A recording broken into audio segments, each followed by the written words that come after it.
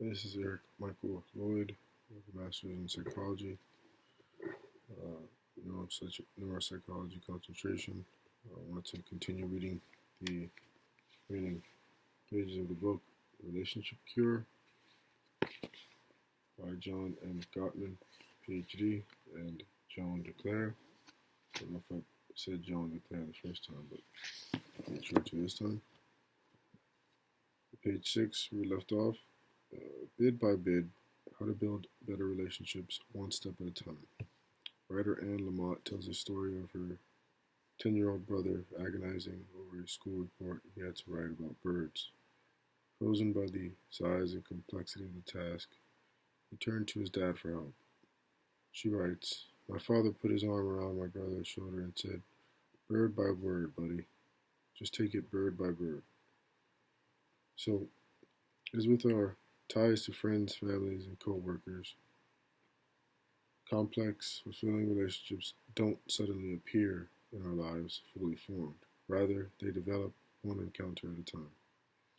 If you could carefully observe and analyze those encounters, as my research colleagues and I have done, you would see how each one is made up of many smaller exchanges. There's a bid and a response to that bid, like cells of a body or bricks of a house. Such exchanges are the primary components of emotional communication. Each exchange contains emotional information that can strengthen or weaken connections between people. Here are some examples. "Hey, Mom, when's dinner going to be ready? Stop nagging. As soon as I get the table. Get it on the table. Your monthly report is past due. Again. Why don't you look in your email? I sent it to you last night. Knock knock. Who's there? Are you busy tonight? Maybe. Maybe not." Bids and responses to bids can be big, overblown, cathartic events such as those we see in movies. "Will you marry me, Violet?" "I will, Jack. I will." Or they can be small, mundane exchanges of everyday life. "Get me a beer while you're up, okay?" "Sure. Do you want anything else? Any chips?" Bids can be subtle. "That's a pretty dress." Or they can be straight ahead. "I want to make love to you." Bids can be fairly insignificant exchanges between strangers. "Can you call me a cab?" Or they can be poignant secrets whispered between friends. "You're not going to believe what happened to me last night." Bids allow strangers to get acquainted. "Do you mind if I sit here?" And they're essential for longtime friends or partners who want to stay close. "I've missed you so much. Let's go somewhere and talk." Positive responses to a bid typically lead to continued interaction, often with both parties extending more bids to one another. Listening to this kind of exchange, Listening to this kind of exchange is kind of like watching a ping pong game in which both players are doing very well. "What are you doing for lunch today?" "I brought a sandwich. Want to join me outside?" "Sure. But I need to get something from the deli first. Need anything?" "Yeah, give me a Dr. Pepper. Maybe I'll bring those pictures from my family reunion." "Sure, I'd love to see them. We can plan for the party for Peg." "Yeah, we better get started on that." But a negative response to a bid typically shuts down the emotional communication. All bids cease, and the game is over. People want to pick up their ping pong paddles and go home. "What are you doing for lunch today?" "Lunch? Who's got time for that?" "Maybe some other time then." "Yeah, some other time." But our research shows that some other time rarely happens. In fact, the probability that a person will attempt to rebid once an initial bid has been rejected is close to zero. That's not to say people need to accept every lunch date that comes along, but they can refuse specific invitations while still accepting the bid for emotional connection. "What are you doing for lunch today?" "I wish I had time for lunch. I gotta finish this report. What are you up to?" "I bought a sandwich. I thought I'd go sit outside, but I have to go by the deli for a coat. Want me to bring something back for you? That would be nice. Can you get me ham on rye and a Dr. Pepper? Oh, and catch some rays while you're out there, okay? Sure thing. Bids typically grow in intensity and frequency as a relationship grows and deepens. Think about the steps you might take in making a friend on the job. Your initial bid might be a software question on your first day. That leads to a joke, politically correct, of course, over cubby walls. Your potential friend laughs and invites you to lunch. Conversation centers on fairly routine work related issues. But then one day, after you've had a few breaks together, you take the risk of asking him how he really feels about the boss. He tells you, and you end up asking him for some career advice. A few months later, you find out that your favorite project has been canned. You're enraged. Where do you go to blow off some steam? To his office, of course. You trust him. You say whatever's on your mind. He won't come back to haunt you. As the years go by, you start getting together on weekends to watch the game. You have him and his wife over for dinner. He learns all about your family, your childhood, your passions, your fears. It's hard to remember what life was like before you met him. You always open his email first, and now you tell him all your jokes. How did it become possible? One small interaction at a time. And how did you keep it afloat? By continuing to make bids to one another for connection, and by continuing to respond to one another's bids, moment by moment, in positive ways. While the process sounds simple, most of us can think of many relationships in their lives that have gone awry because of failed bidding or failed responses to bids. Below are a few disaster scenarios that might seem familiar to you. First, you'll see an example in which the bidding process goes badly, resulting in interactions that hinder the development of the relationship. Then you read a bidding makeover, the same scenario, but with a few adjustments and key exchanges that take the conversation into a new territory, leading the relationship to a more positive realm. Let's start with Christine and Alice, the sisters whose mom has Alzheimer's. Although it's been years since they've been involved in each other's lives, Christine wants to get closer. It's going to take some effort, though, especially considering their contrasting lifestyles. Christine, who moved to New York after college, remained single and childless. Her life centers on her career. Alice married right out of high school, stayed in Omaha, and had 4 kids. Her life is built around kids and family. Because they made such different choices, each spends at least a little time wondering what the other thinks. And if there's anything they want from each other, it's probably a little validation, or at least some good hearted sisterly interests. Still, it's hard because they've got so little in common, as we see in this phone conversation. I'm fine, honey, Alice says, sounding surprised to hear from her sister on a Thursday night. We're all fine. How are you? I'm okay, Christine answered. Quite well, actually. What's going on? Well, I've been working a lot. Um, Looks like I'm finally gonna get that big account I've been after for so long. You mean that makeup thing? Alice asks. No, no, I've had the cosmetic firm for years. This one is an ISP. A what? Oh, an internet service provider. Ah, computer stuff, Alice chuckles nervously. Well, you lost me there. Yeah, well, that was it. It's computer stuff. Oh, so is it hot there? Yeah, in the 90s. And how are the kids? Good. Danny's baseball team is going to state finals. Neat. Yeah, we're real proud. You must be. Yeah, well, we are. And so the conversation continues with each sister delivering facts about her life that the other just barely responds to. They seem to have no frame of reference for each other's worlds, so it's hard for them to pick up on each other's cues. If this conversation is a ping pong game, then these women have holes in their paddles and they Balls just keep dropping off the table. It doesn't take long before they run out of steam, become discouraged, and call it quits. You get the feeling it will be a long time before either of them phones the other again.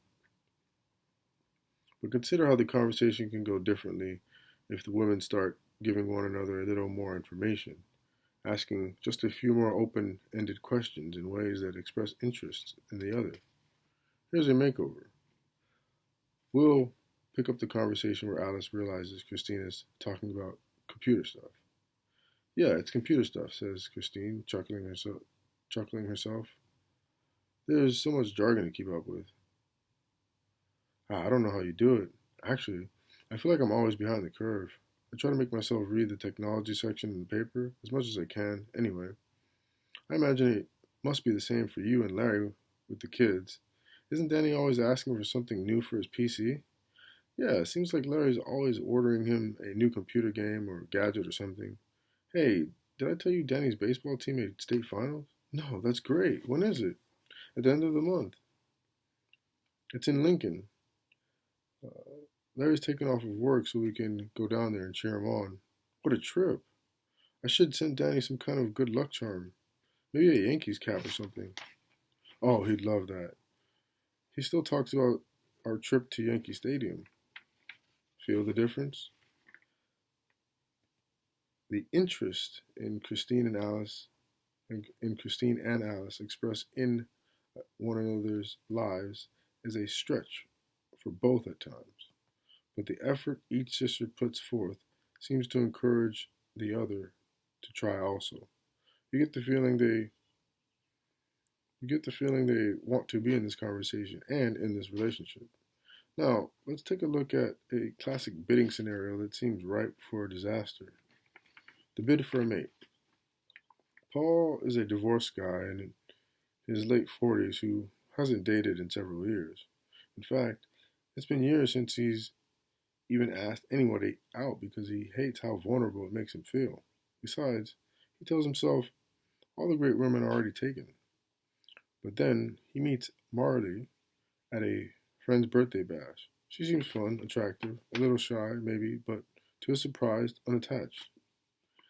He gets her phone number from his friend and stumbles through an invitation to coffee. Incredible as it seems, she accepts. Marley, too, is surprised that she accepted. Just a few months out of a bad split up, she had decided to take a break from dating. But Paul gets good news from Greg, their mutual friend. Still, there's nothing she hates worse than a first date. She's just no good at making small talk. Paul arrives at the coffee shop 15 minutes early. Marley's about 10 minutes late. They make eye contact as soon as she walks in the door. She flashes a weak, strained smile and heads towards his table. Hi there, he says as she takes a seat. He notices that she looks smaller than she did at the party and awfully nervous as she pulls her raincoat close to her body. Hi, do you have any trouble finding it? No. Good. She looks towards the menu hanging over the counter. It's self serve. Let me get you something. Thanks. What would you like? Just coffee. Black. He returns and sets the styrofoam cups on the table. Here you go. Thanks. So, gee, Paul offers. I had a great time at Greg and Susan's the other night. Yeah, it was nice. Greg's a great guy. Yeah, he's so funny. Susan, too. I don't know Susan as well. Do you live near here? Paul asks. No, I live on the east side, Marley replies. But you work around here. Yeah, 6th and Maple? That's where Outguard is. Right. So that's where you work? Mm-hmm. Oh, that's quite a commute. Yeah, but I'm getting used to it. Outguard is an insurance company, right? Mm-hmm. What do you do there? Data entry? And so it goes. Like a bad job interview. I figured why she was shy, but this is ridiculous, Paul says to himself. She's bordering on depressive. Then again, maybe it's me. Maybe she doesn't like bald guys. Maybe I should have met her at a nicer place. Maybe she's sorry she came. And as the grilling continues, Paul's interior monologue gets gloomier and gloomier. This isn't working. I shouldn't have done this. Greg should have warned me. How do I get out of this? Good question. Let's see how this conversation, the bid for relationship, might go if Paul made just a few adjustments in his questions and if Marley responded with a little more information. We'll take it from Paul's arrival with the coffee. Here you go. Thanks. So, gee, I had a great time at Greg and Susan's the other night. Yeah, it was nice. Greg and I go way back. I think I told you we were college roommates? That's right, at Ohio State. And how do you know them? Greg and I used to work together at that insurance company on the east side. Yeah, Safecore. Right. I remember Greg hated that place. His boss was a real neurotic. Oh no, don't tell me. You were his boss, right? Marley laughs. No, thank goodness. That was Roberta. Right. Her Royal Majesty, Roberta. So, do you still work there? No, I'm at Outguard now. Oh, so did you guys get the t-shirts that said, I survived the reign of Roberta, 1999? Marley smiles. No, but Greg and Susan took me out for a great lunch after I quit. What made you finally decide to leave? I don't know. I just woke up one day and I knew I couldn't take it one more minute. I called in sick and started applying for other jobs that same day. I bet it didn't take you long to find something. About a month. So what's your new job like? It's okay. It's better than Safecore. In what way? The people are more real, for one thing. What do you mean by real? Well, it's like if you're having a bad day, you don't have to fake it. For example, well, last Thursday, I had just gotten my grades from last semester. You're in school? Yeah, I'm trying to get out of this insurance thing. You see, what I'm really interested is anthropology. That's so cool. I almost majored in anthropology. You did? But then I switched to business instead. Big mistake. You were telling me about what you wanted to do? Yeah, because insurance is just so boring. But if I can get a master's in anthropology, I figure, and they're off. What makes the difference? Paul's use of a little humor, for one thing. But more than that, it's the way he expresses interest in Marley's life. She's still shy initially, so he's still got to draw her out with lots of questions, but this time he's not asking for simple data. Because he uses open ended questions that get to the heart of her values and dreams, she can't help but respond. His interest in the real Marley makes her feel more warmly toward him, and he can tell. This raises his spirits and prevents him from being self conscious and gloomy. Instead, he keeps his focus where it belongs, on Marley. And she's getting more interested in him by the minute. It feels to him that he may get what he's bidding for, an emotional connection. And finally, let's take a look at one of the most challenging pairings of all, the parent teen relationship. Roger is a salesman who spends a lot more time than he'd like on the road. Each time he comes home from a trip and greets his daughter, Hannah, now 13, she seems to have grown another inch taller. Hannah believes her dad when he says, I missed you, because she used to feel that way about him, too. But ever since she started middle school, that feeling is fading. There are just so many things to think about friends, school projects, the track team, high school next year. Sure, she loves her dad, but he's not on he's not the top item on her agenda anymore. One night, as Roger's flying home, he reads an ad for Cirque du Loon, an animal-free circus that blends the pageantry of the big top with the antics of street theater. The ad says the ticket prices are sky high, but Hannah would love it. Roger muses, especially the animal free part. She's been talking a lot about animal rights lately. He tear he tears out the ad and sticks it in his pocket. At breakfast the next morning, he says, "Hey, sweetie, have you ever heard about this show called Cirque du Loon?" Nope. Well, it's kind of like a circus. Daddy, you know how I feel about these circuses. No, this one's different. No animals. More like a theater. Lots of acrobats and costumes. It's supposed to be really something. I think you'd like it. Maybe. Go get that out of my pocket over there, he says, pointing. Hannah, intrigued now, does just that. Ooh, it looks cool, she says, as she peruses the description. So, I'm thinking, I should get tickets, Roger says. Just you and me. Next Saturday night? Next Saturday? Yeah. You got a big date or something? Roger says, teasing. Well, that's the night. That's the night of Rachel and Ellie's slumber party.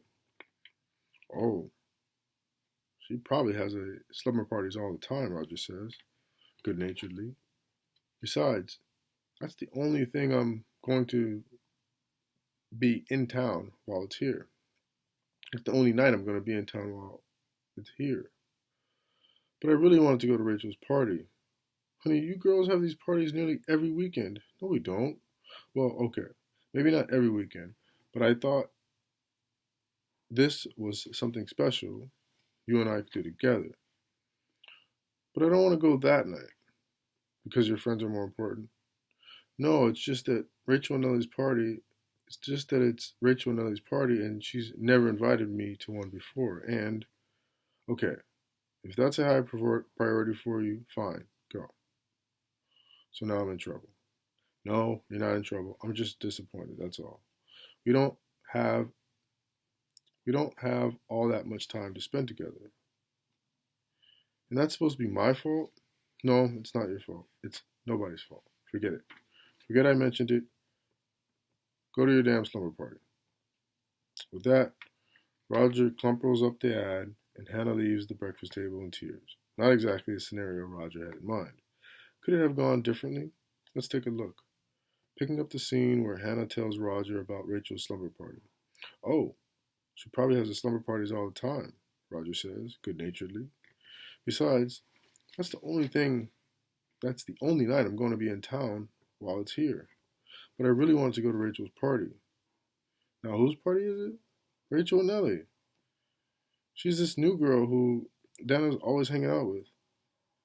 Dana thinks she's really cool. You mean Dana? Your best friend Dana? Yep.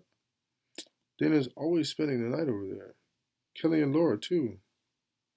Oh, is this your first time Rachel has invited you to one of these parties? Yeah.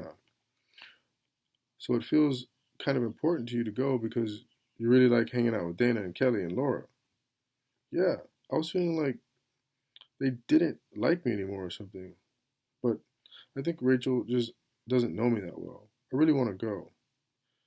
And it's the same night as this show. I kind of feel disappointed about that.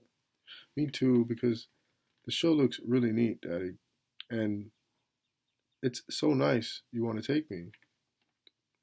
I really do want to take you, but maybe we could think of something else to do together. Like during the day on Saturday instead. Really? Yeah. Then you can go to Rachel's party. And you could take Mom to the circus instead. I bet she'd really like it too. I think you're right. That's a great idea. So, you be thinking about what you want to do together next Saturday afternoon. Just the two of us, okay? Okay, Daddy. Thanks. So, Roger didn't get to take Hannah to Cirque de Loon, but he did get what he was bidding for, an opportunity to spend time with his daughter. Not only that, but he got the chance to do something parents rarely do. He got to show Hannah that he's interested in her world and that he really does understand how she's feeling. That's called emotional connection. Thank you for your time.